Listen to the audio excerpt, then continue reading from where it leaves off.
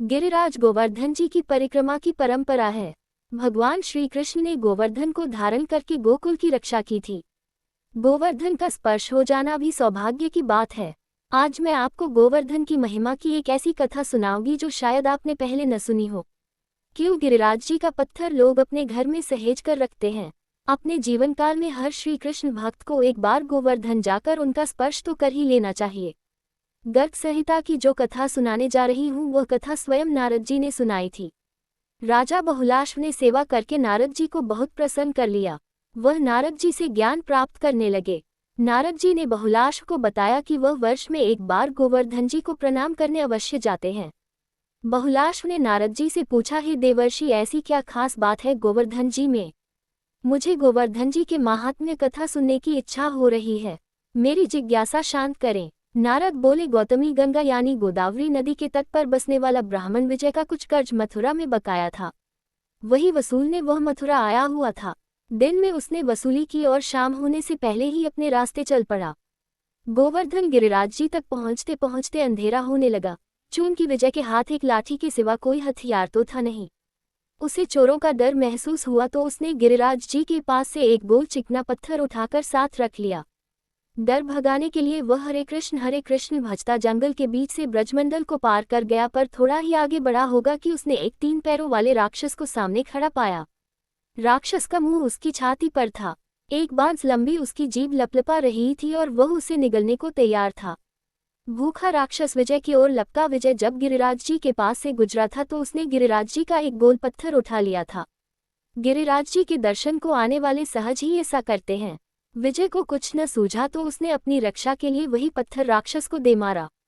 विजय को यकीन था कि इतने विशाल राक्षस का इस छोटे से पत्थर से कुछ होने जाने वाला नहीं, इसलिए पत्थर चलाने के बाद उसने मारे डर और घबराहट में आंखें मूंद लीं।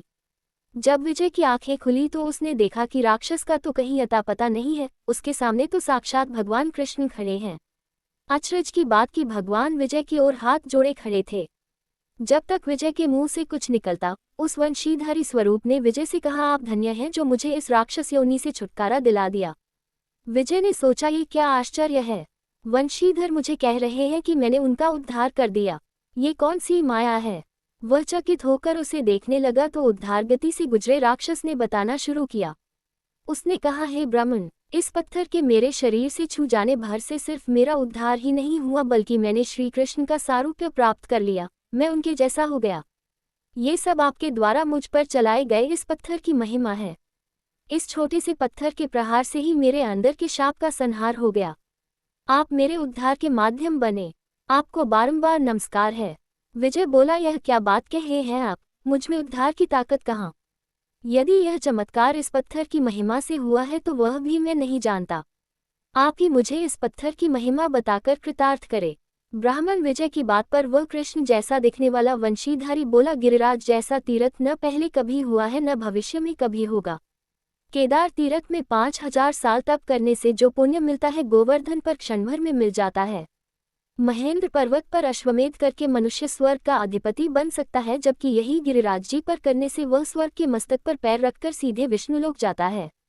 गोवर्धन परिक्रमा करके गोविंद कुंड में स्नान करने से मनुष्य श्री कृष्ण जैसे दिव्य हो जाते हैं। उसने विजय को गिरिराज जी की ऐसी 1000 महिमा बताई जो आश्चर्य में डालने वाली थी। विजय ने पूछा, तुम दिव्य रूपधारी दिखाई देते हो, पर तुम भगवान कृष्ण तो हो नहीं।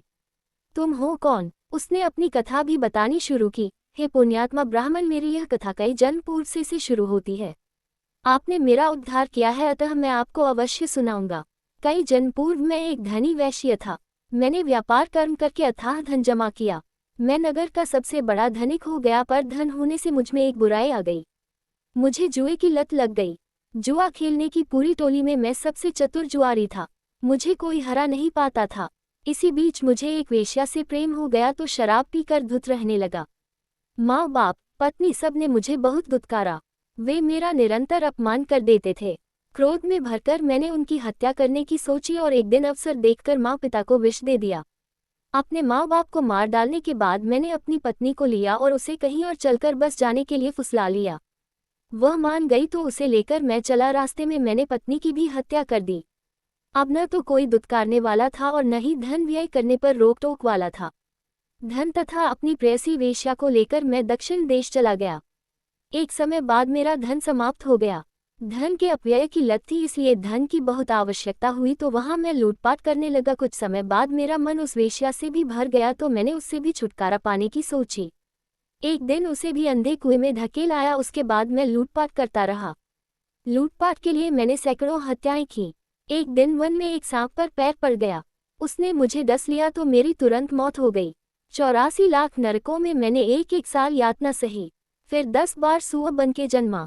उसके बाद 100 साल तक ऊंट, शेर, भैंसा और 1000 साल सांप हुआ, फिर राक्षस हुआ। राक्षस बनने के बाद एक दिन एक व्यक्ति के शरीर में प्रवेश करके मैं व्रजभूमि में घुस आया।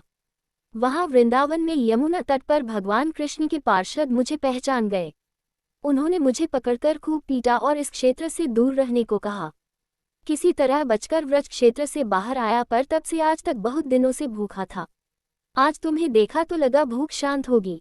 तुमको खाने ही जा रहा था कि इसी बीच तुमने मुझे गिरिराज जी के उस पत्थर से मारा। गिरिराज जी का कण कण पवित्र है। उस पत्थर के लगते ही साक्षात भगवान कृष्ण की कृपा मुझ पर हुई और मेरा तत्काल उद्धार हो गया। वह अपनी कथा सुना ही रहा था कि तभी एक रथ गोलोक से धरती पर उतरा। ब्राह्मण विजय और सिद्ध दोनों ने उस रथ को नमस्कार किया। सिद्ध को उस रथ में बिठा लिया गया और रथ श्री कृष्ण के धाम की ओर चल पड़ा। इतनी कथा सुनाकर नारद जी बोले, हे बहुलाश, वह सिद्ध तो श्री कृष्ण धाम को चला गया।